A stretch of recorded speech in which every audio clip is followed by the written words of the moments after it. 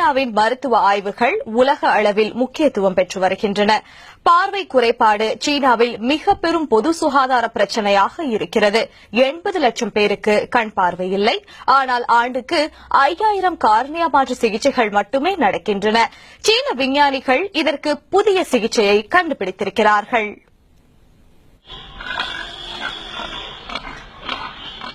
சீனாவின் உடல் உறுப்பு பற்றாக்குறைக்கு வித்தியாசமான தீர்வு.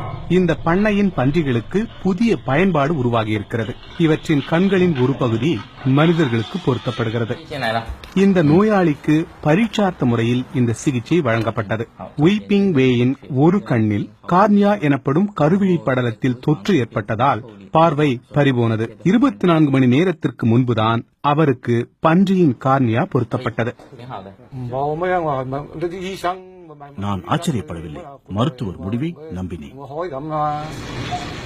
சீனாவின் உடல் உறுப்பு பற்றாக்குறையை இந்த புதிய சிகிச்சை முறை குறைக்கலாம். இந்த மாற்று சிகிச்சை முறையை உருவாக்க இந்நிறுவனத்திற்கு 10 ஆண்டுகள் பிடித்தது. மனித கார்னியாவுக்கு மாற்றாக பல விலங்குகளை பரிசீலித்தோம். ஆடு, நாய், பன்றி, பசுவெல்லாம் முயன்றோம். இதில் பன்றியின் கார்னியாவே மனிதனுக்கு பொருந்துவதை கண்டோம்.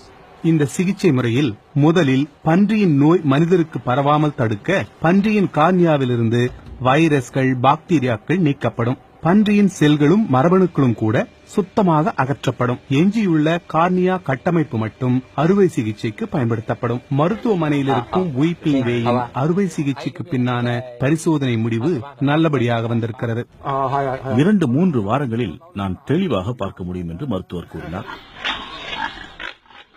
நீண்டகால ஆபத்து குறித்து பரிசீலிக்காமல் சீனா வேகமாக செல்வதாக சிலர் கவலைப்படுகிறார்கள். ஆனால் விலங்குகளின் உடல் உறுப்புகளை மனிதருக்கு பொருத்துவதில் அதிகரிக்கும் ஆர்வத்தை பார்த்தால் இது வெறும் ஆரம்பம் என்றே தோன்றுகிறது.